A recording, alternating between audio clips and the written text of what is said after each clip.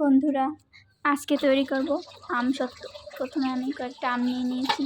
এবার আমি আমগুলোকে ছালিয়ে টুকরো টুকরো করে কেটে নেব সেদ্ধ করার জন্য। আমার ভিডিও যদি ভালো লেগে থাকে অবশ্যই চ্যানেলটিকে সাবস্ক্রাইব করে রাখবেন আর নতুন নতুন ভিডিও পাওয়ার জন্য। এরপরে আমগুলোকে সেদ্ধের জন্য আমি কড়াইতে পানিতে দিয়ে দিব। এরপর আমি গরম মশলা বানিয়ে নেব, মরিচ, দারচিনি, পাঁচফোড়ন, জিরা। এটা গরম করে ভালো করে শিলে বেটে নেব। আপনারা চাইলে ব্লেন্ডারে ব্লেন্ড করেও নিতে পারেন।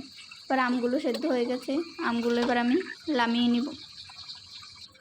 তারপরে এরকম ঘুটে নেব আমটাকে।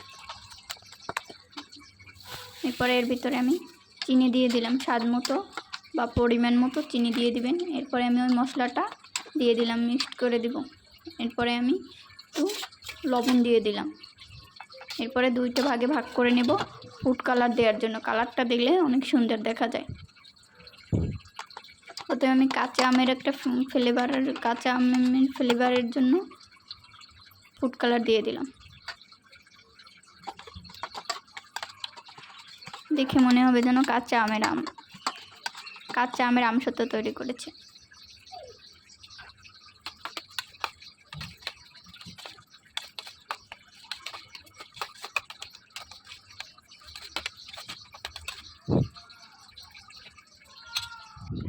এবার আমি থালে সয়াবিন তেল মাখিয়ে নিলাম।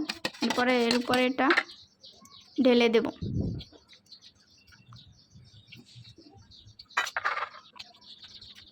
এবার আরেকটা থালায় আমি আবারও সয়াবিন তেল মাখিয়ে এটা দিয়ে দিলাম। এবার রোদ্রে শুকা দিয়ে দেব।